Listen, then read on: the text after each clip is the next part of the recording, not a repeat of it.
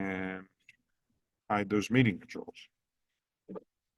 Okay, I'd like to set the stage as I usually do by looking back to Wednesday, July 20th, 1904, 120 years ago today. The National Convention of Instructors for the Blind convened at the fair. A large section of the Palace of Education was devoted to education of defectives, as they were called at the time. Many schools brought their students to show progress in teaching skills to the handicapped. Fair President David R. Francis gave an address on Coalmen Day. He expressed some disappointment that the attendance to date, and he blamed the weather. He believed it would be many years before Congress would again approve such large funds for an exposition of this magnitude. Various Irish sports were competed and demonstrated in the stadium prior to the Ancient Order of Hibernians meeting tomorrow. And a country judge called for a grand jury to probe corruption connected to gambling and immoral resorts operating near Delmar Garden, just northwest of us. The judge said that the fair had attracted the scum of the earth. Police arrested the girl in red and the girl in green, who were appearing in muscle dances. Both arrests were men. Okay, so let me tell you a little bit about our first presenter before lunch, Tim Barker. He's the founder and now managing director of Paradigm Architects, a St. Louis firm. He founded the company in 1993, soon after he gained his college degrees from Boston College and Kansas. He's an avid golfer and a member of the Glen Echo Country Club, and I guess he has evolved to be their unofficial historian. And that's how I got in touch with him. In this Olympic year, he volunteered to research and develop the program you're about to see. Tim, come on up.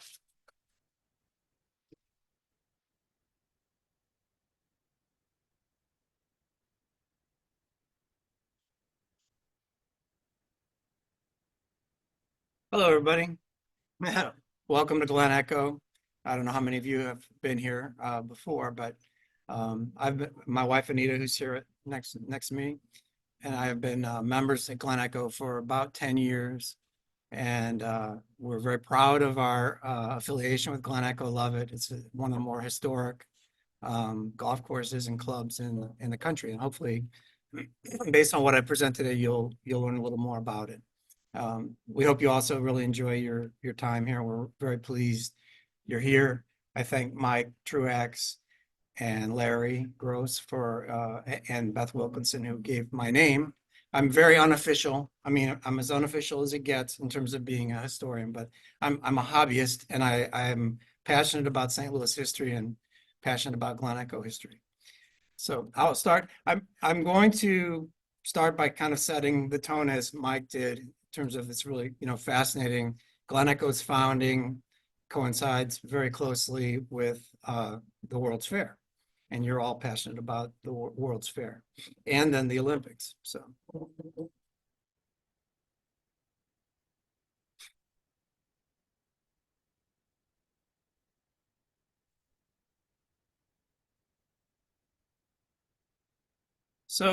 to set the tone a little bit, as Mike already started, a lot of people aren't aware that St. Louis in 1900, I'm sure all of you are very aware, probably more aware than me, but it was a big deal in the United States.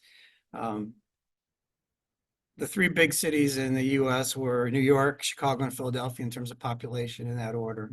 And then, of course, St. Louis was a very strong number 4. I can't, my family on both sides goes back to living in St. Louis to the 1850s. So I've been very, very interested in St. Louis history my whole life. But one of the themes I'm using in this is that I consider St. Louis sort of an American upstart. I get that word upstart because we're out there, far away. I went to college in the East, Boston College. And I had classmates who, would ask questions like, how often do you get to California? Whatever. It's like that New Yorker cartoon of the Hudson River, and then the rest of the country falls off. So I'm going to focus on three things. So of course, it's all about St. Louis, about the Olympics, and about golf. We're going to start with a little bit of Olympic information. Now, you people, Larry's going to talk a lot more about St. Louis Olympics. I just put this picture up because what I would say, the 1904 Olympics, it was early Olympic history. We're used now to the Olympics being a worldwide, very big deal. This is one of the competitors in the marathon in 1904.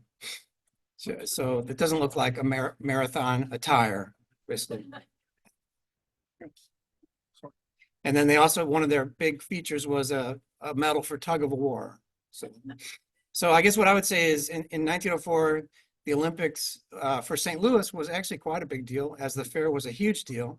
In terms of world recognition, the Olympics probably was not that big a deal. Obviously, the Olympics now is, we're on the eve of the Paris Olympics again. Very, very big deal. And this is some vision of what the opening ceremony is going to look like for that.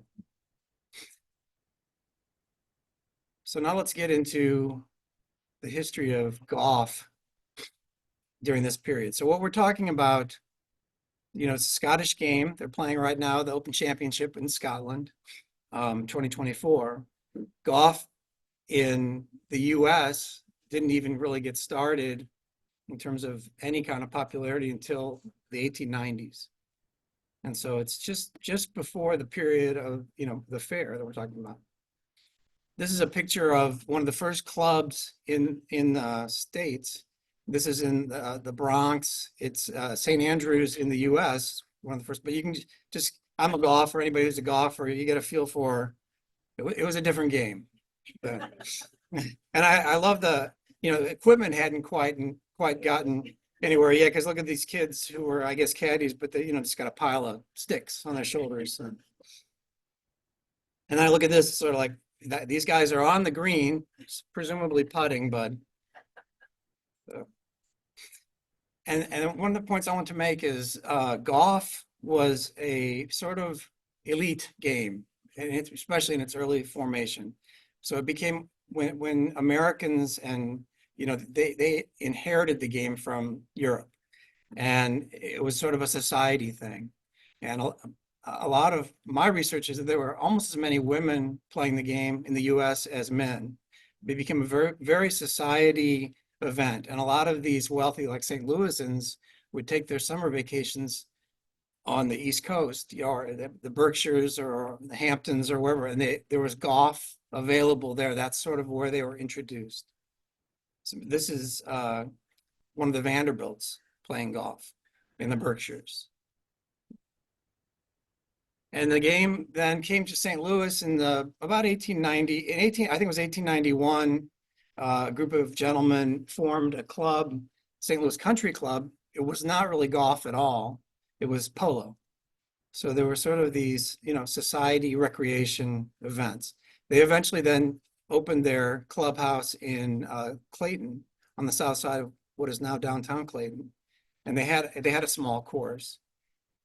The next several slides I'm going to show you, there's a star that sort of represents graphically St. Louis City, and then you can kind of see the little sketch of the river there.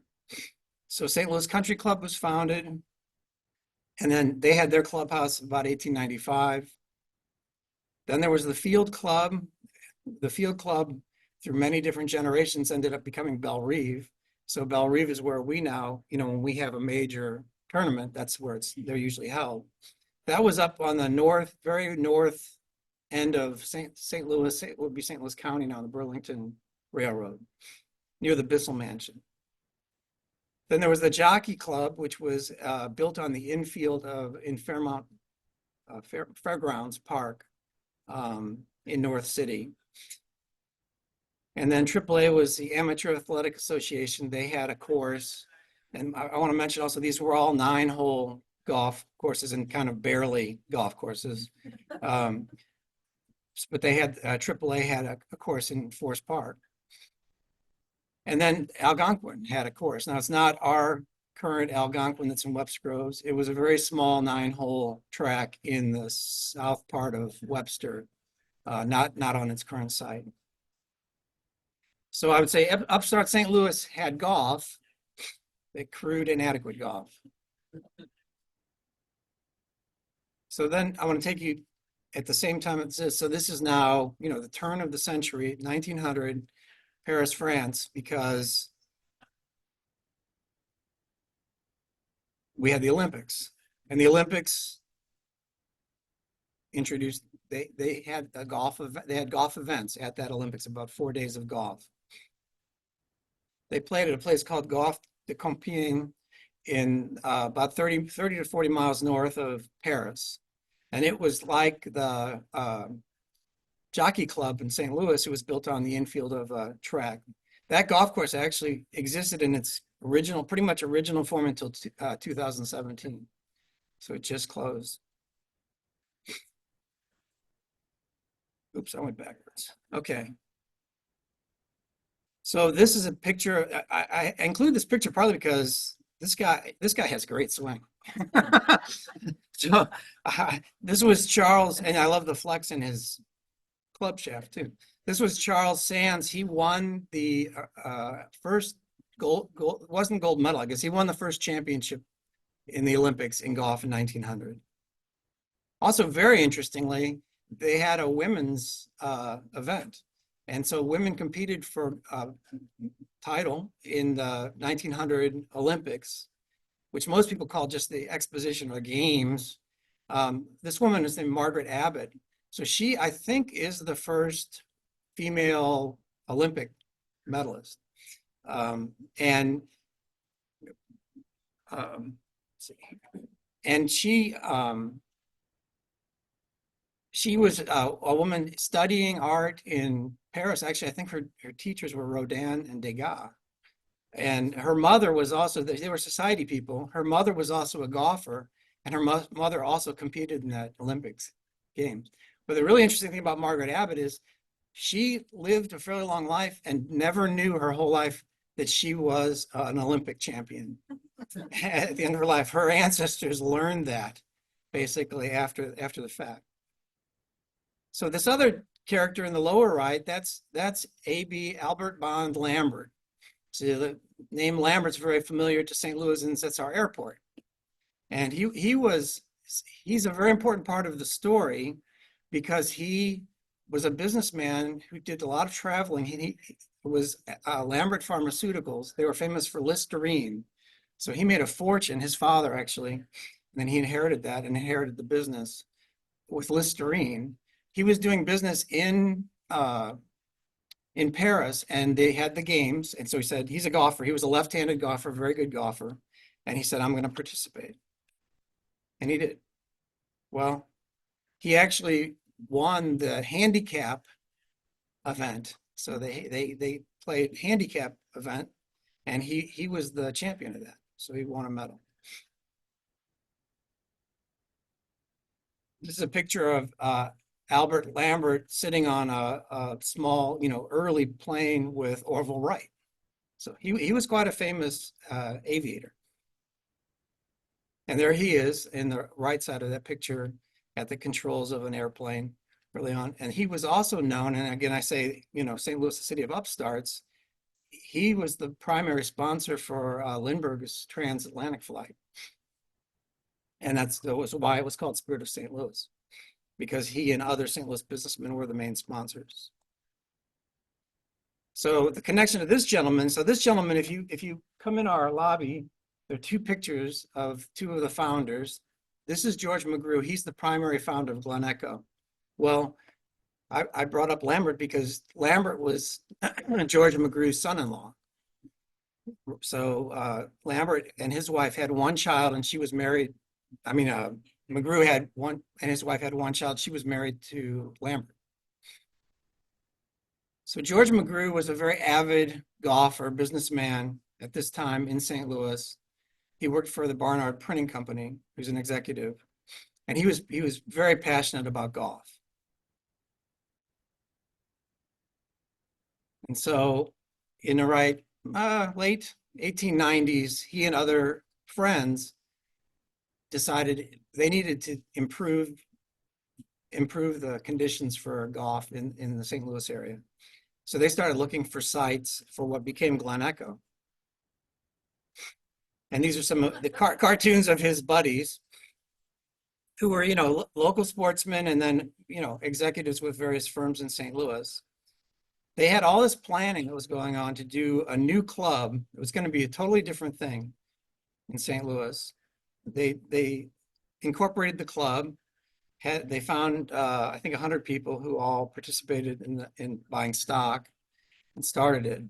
What year was that? This is right at late 1900, just before 1901 is the official opening of Glen Echo, at the end of that previous year. But this is the most fascinating thing. I say, but first, so this guy, he's got these friends. They're all golfers. They're planning this course in St. Louis, this club.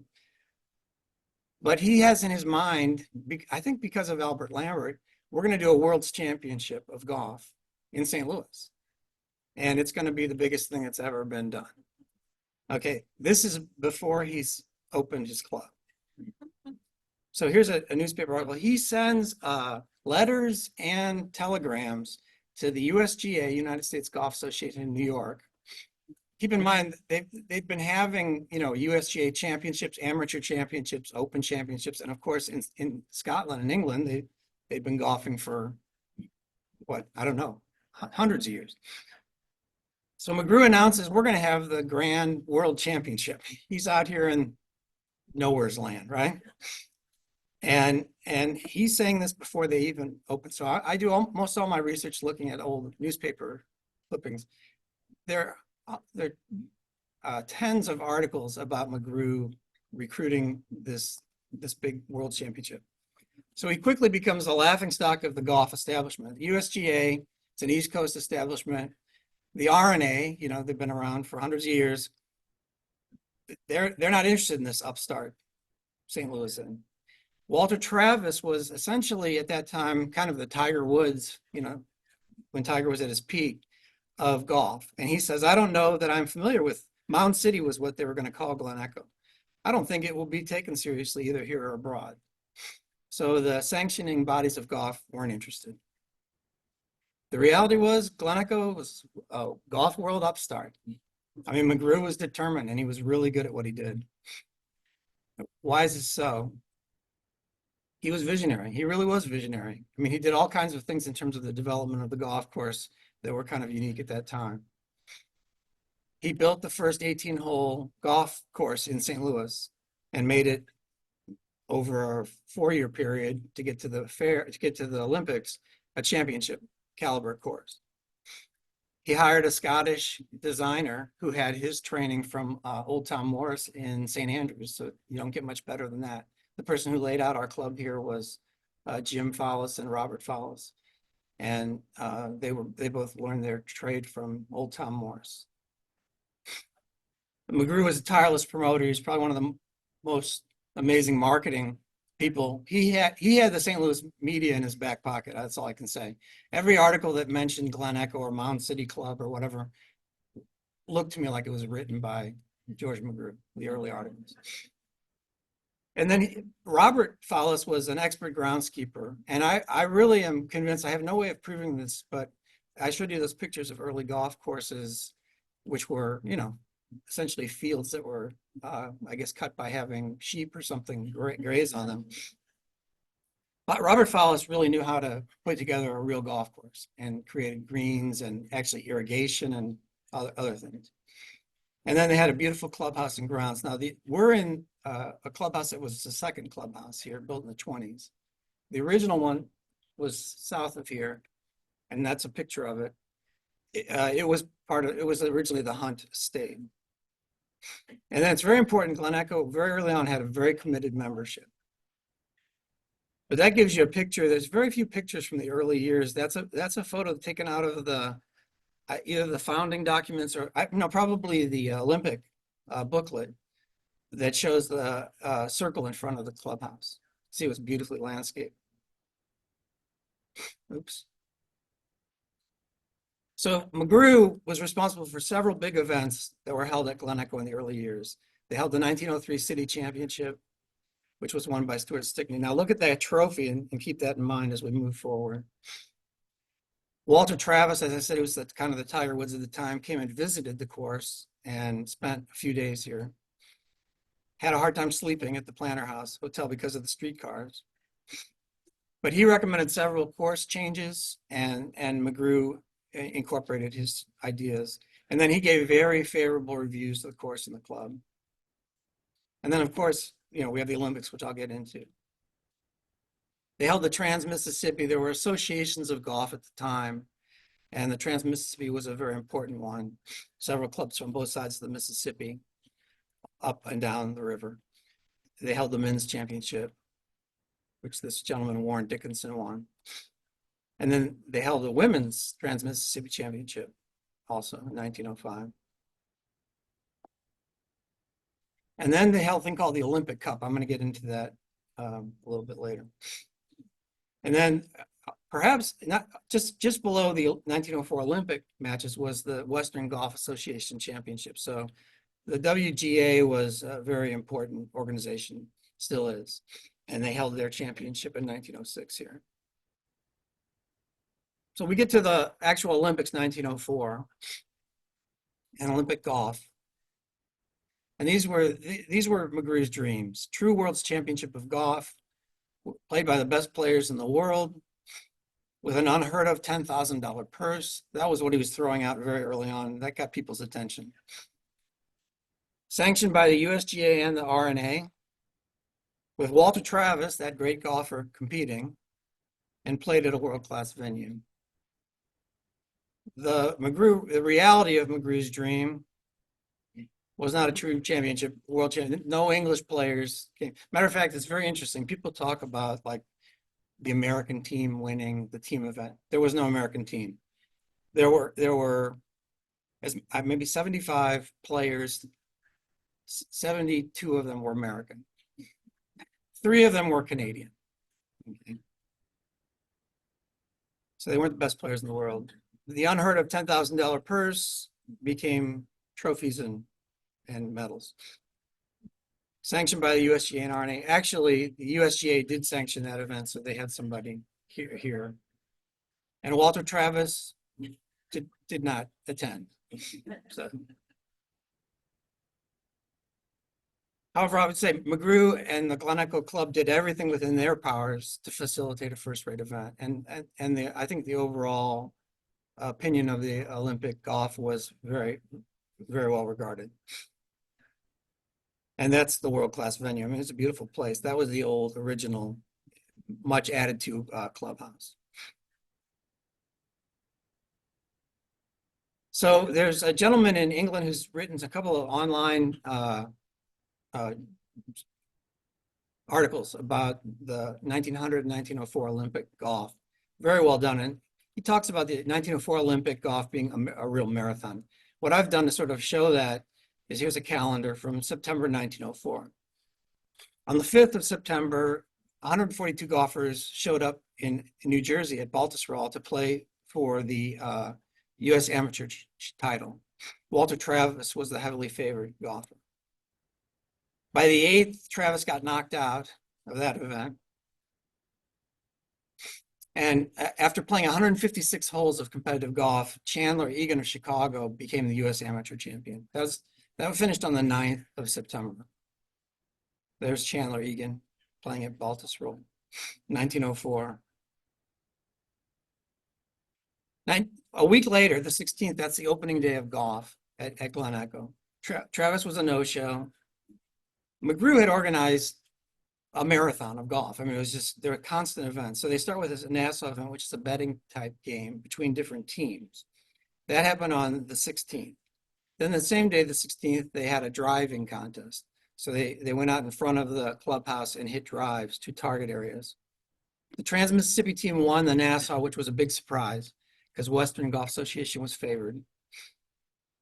Chandler Egan won the driving contest, kind of satisfying to me. His 202-yard drive is probably, I can almost hit it that far. So 202 yards, 214, 232. Those are pretty good drives with equipment back then. Lyon, who ended up winning the Olympics, didn't participate because he wasn't there yet. And they say he probably would have won the driving contest. Then they started the team championship on the 17th, and they played 36 holes of qualifier play. So, and again, I'm sorry, they played 36 holes, 10 players per team, team golf. It wasn't like France, England, US, whatever. It was a Western Golf Association, the Trans-Mississippi team, and they didn't have there were 5 teams signed up, only 2 showed up. So the third team they cobbled together among some golfers who wanted to play, and they became the USGA team. But Chandler Egan, he mixed up his lineup. He took a couple guys out and they ended up winning the Western Golf Association. He was quite a golfer, Chandler Egan. And by the way, that was a very, very proud moment for the Chicago group, because there were 5 players from one club, Exmoor in Chicago, that were on that winning team. Then on the 17th, after that big event, they held their evening putting contest. They had a lighted, illuminated putting green. And you can see the clubhouses right there in the background. And apparently the players were so intrigued by the putting that they stayed till like 4 a.m. putting golf balls. Then the individual started, so 36-hole qualifier for that. And I'll go through this quickly because I know I'm taking quite a while here. But George Lyon was the only non-American to qualify. The other 2 Canadians got knocked out. And then they had individual championship matches for 4 days to reduce the golfers down to 2 playing in the final. And then, of course, McGrew, he wanted everybody to walk away with something. So they held consolation brackets. So if you didn't make it to the 32, flight of 32 or whatever, then you continued on in consolation rounds in 4 different flights. And actually, that McGrew made one of those, so that it was maybe self-satisfying thing a little bit. Then the individual championship was held on a Saturday, the 24th September. It rained pretty hard for the morning. And it was quite a good match. I mean, it was pretty close. Lyon, who was 46 years old, played much stronger than the young 20-year-old Chandler Egan, who was expected to win. Now, they say Chandler Egan was exhausted at this point. The week, before this all started, he had won the amateur championship. So this is our famous 15th hole at Glen Echo, which was the 15th hole then, and it looked very similar except for the trees. And Egan was down one hole at that point. So they were on their 33rd hole, and he pulled his drive. I've never done this actually myself, but he pulled his drive into that leg. I haven't done it this week. But anyway, he pulled his drive into the leg, and that was pretty much the end for him. He was 2 down then. They played the 16th, and he hit his ball into the trees a couple of times, and Lyon had a beautiful birdie on the 16th hole and won 3 and 2. I love this picture. This is George Lyon, 46 years old, beating a 20-year-old. I love look at his golf bag. And so that gives you an idea of how beautiful the Olympic trophies were. That was his individual gold medal trophy. And there's the medal. Now that's not the actual medal. It's a facsimile. So what happened to the unheard of $10,000 purse that McGrew was promising? Well, I talked about the committed members, and this is very impressive. The world was supposed to be coming here. It ended up being mostly Chicago and Midwestern golfers from the US, plus the Canadians. But the Glen Echo members were the ones who sponsored all 14 silver trophies presented to the Olympic winners. It's kind of a big deal. And you can see how beautiful those trophies are. And another interesting St. Louis fact is that Mermod and Jackards, owned by a Glen Echo member, Goodman King, was the company that made all the medals and actually designed the medals and made the trophies.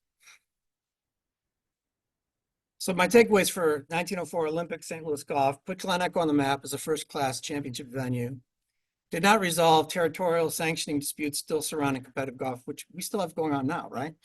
with the Live and PGA and everything else. In my opinion, inexplicably left women out of the competition. I have no idea what happened between 1900 and 1904 that they didn't, because it was very popular with women golf. And then most people felt great event, but it went another 112 years before they had Olympic golf, which is fascinating. Now, another takeaway is there's a thing called the Olympic Cup. Okay. And in my research, as I said, I'm doing all this looking at old newspapers online. And I'm looking at this article, McGrew's talking about an Olympic, holding Olympic Cup matches. And I'm thinking, this has to do with the Olympics, whatever. But I'm looking at this and I see, where's my, oh, there it is. I look at that date closely. It's May 10th, 1906. And I'm thinking, that's got to be a misprint. You know, the Olympics in 1904. No, it's the Olympic Cup. What happened was, and hardly anybody knows this, I think, they continued playing for that same thing. It was called the Carlton Cup, that the Chicago guys won the team event in 1904 every year from 1905 till 1924 at various first-rate national U.S. golf courses. These are two pictures of teams that won that Olympic Cup. And so that trophy continued to be handed person to person. They made new base for it, but it was played for annually between 1905 and 24. The Western Golf Association team won that 11 times. It was played at Glen Echo in 1906 and then played at Sunset Hills Country Club here in St. Louis in 1919. The people involved in that's a who's who of golfers. It included C.B. McDonald, who was a great course designer. He was one of the early U.S. amateur champions. Chick Evans, you may know, he was Evans Scholarship for Caddies. He was a very great amateur golfer. Lambert, Chandler Egan, we've learned about in this. George Lyon, who won the Olympics. Walter Travis, as I said, was the Tiger Woods at the time. Jerome Travers, great golfer. A.W. Tillinghast is a course designer. Jimmy Mannion was a famous St. Louis golfer. Walter Egan was Chandler's brother, another very good golfer. George Herbert Walker may ring a bell. That's the first President Bush's maternal grandfather. And the Walker Cup was named for him, but he played on one of the Olympic Cup teams. And then the most famous is, I couldn't believe, Bobby Jones played on two different Olympic Cup teams and won one time for the Southern District, Southern Association. So I'm getting here near the end. You can't overstate George McGrew's significance in Glen Echo's first golden age. By 1908, the benevolent monarch was, I mean, he was in control of everything here. There's an article, I think in 1907, in one of the local papers, that the grounds committee, the entertainment committee, three of the committees they had at Glen Echo hadn't met for 3 years because they had heads of committees, but McGrew did everything. So the committees didn't even meet. So when he got pushed, I mean, he got pushed aside, you know, you can kind of understand. There are probably a lot of members who are like, enough of this guy's solo show. When he got pushed aside, things changed here quite a bit. And then I would say by 1915, all hell broke loose. And this is what happened. So we went through our golden period. We went through a rough period. And that's a future story, which I'm working on now to be continued. But anyway, what I hope's been conveyed, there's such a thing as Midwest pioneering upstart mentality, I think. St. Louis history is full of enterprising individuals and entrepreneurial spirit. And I say, let's keep studying all aspects of Glen Echo's formation in the first golden age to see if we can find inspiration. Anyway, thank you for your time. Appreciate it.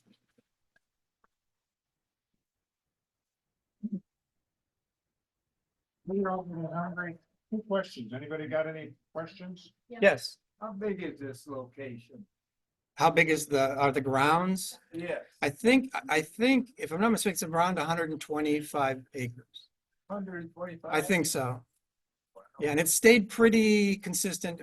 One of the really fascinating things about our course is I'd say 80% of it, the holes are laid out as they were, not originally, but for the Olympics.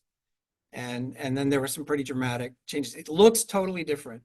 They went in the, I would think the 1940s and 50s and had a huge tree planting effort, and it totally changed the what I call a Scottish American golf course to more like a woodland golf course. Sure. I hope someday to do that because I've done a lot. I'm doing it as a series. There's the Glen Echo story. You know, you have St. Louis, and I always say this. I'm very proud St. Louis, and right now I feel like we in St. Louis we walk around with our heads down. So like, you know, people have no idea this place was. I mean, a lot of aviation, transportation, railroads, financial services. Yeah, you can go shoes. I mean, the various industries.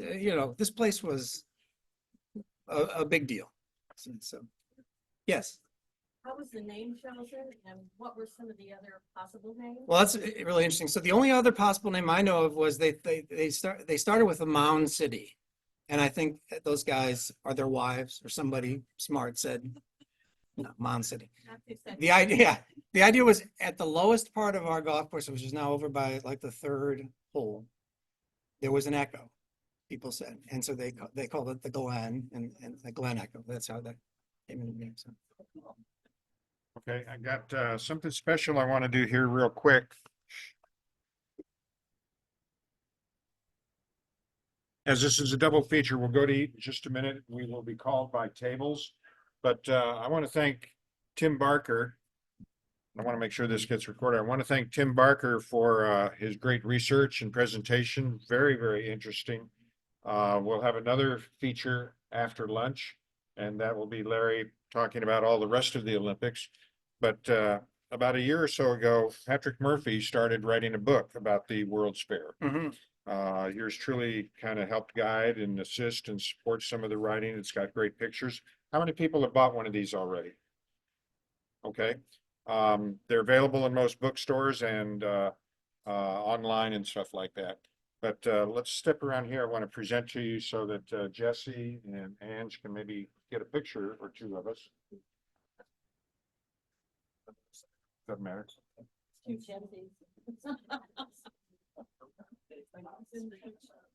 The light is Oh, clear. shadow.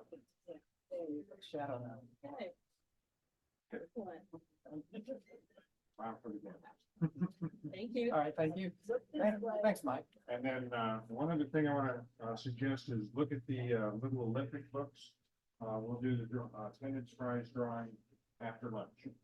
And so with that, the first table, I guess, the head table here can head back to the food and back and enjoy lunch. Thank you.